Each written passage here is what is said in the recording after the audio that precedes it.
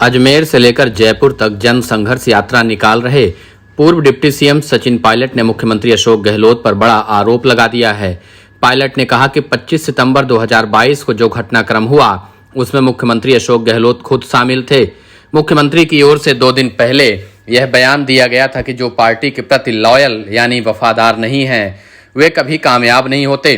CM के इस बयान पर पलटवार करते हुए सचिन पायलट ने कहा कि पार्टी डिसिप्लिन की बात उनको नहीं करनी चाहिए जो खुद 25 सितंबर की घटना में शामिल रहे हों। उस दिन जो हुआ उसका जवाब आज तक नहीं मिला।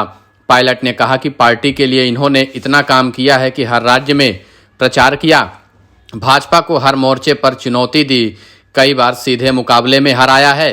उन्होंने कहा कि पार्टी डिसिप्लिन हम अच्छी तरह से जानते हैं। जब से हमारा दिल्ली में समझौता हुआ है तब से पार्टी लाइन से हम 1 इंच भी इधर उधर नहीं गए। भविष्य क्या होगा यह अगला विषय है, लेकिन हमारे मुद्दे तो महत्वपूर्ण हैं।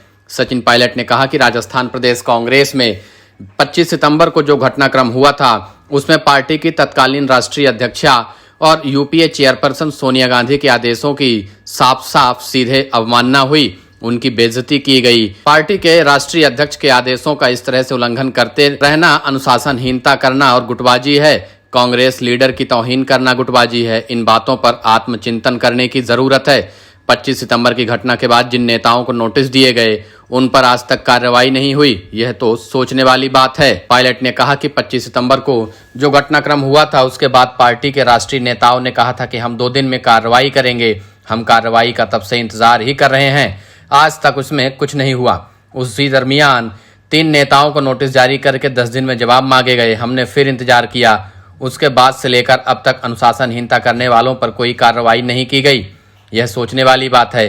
पायलट ने कहा कि पार्टी डिसिप्लिन सब पर समान रूप से लागू होना चाहिए। 25 सितंबर को जो हुआ वह कांग्रेस के इतिहास में आज तक नहीं हुआ था। उस घटनाक्रम के लिए कौन जिम्मेदार है? विधायकों से इस्तीफे दिलवाकर अपनी सरकार को गिराने के कगार पर कौन लेकर गया और किसके दबाव में यह सब हुआ, इस पर पार्टी को सोचना चाहिए।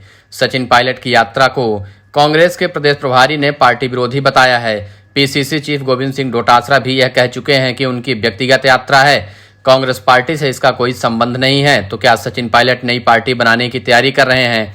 इस सवाल के जवाब में पायलट का कहना है कि हर नेता हर पार्टी पर अपनी बात रखने का अधिकार है, मीडिया में चलता रहता है, अटकलें लगती रहती हैं। पायलट ने कहा कि उन्हें कोई व्यक्तिगत महत्वाकांक्षा नहीं है, वे किसी पद के लालायित नहीं हैं। जनप्रतिनिधि होने का धर्म निभाते हुए पब्लिक में अपनी साख बचाने के लिए हर नेताओं के मुद्दों की राजनीति करनी चाहिए और मैं भी वही काम कर रहा हूं।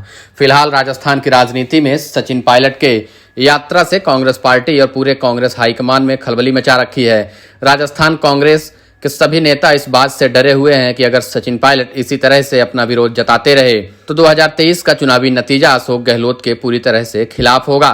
सचिन पायलट के साथ जिस तरह से जन समर्थन दिख रहा है, हजारों लाखों की भीड़ उनके साथ सड़कों पर उतर रही है। अशोक गहलोत कैंप इस बात को देखकर चिंतित नजर आ रहा है कि वह अपनी कुर्सी कैसे बचाएगा। 2023 के चुनावों में अशोक गहलोत सचिन पायलट से निपट पाने में अभी तक तो असफल दिख रहे हैं।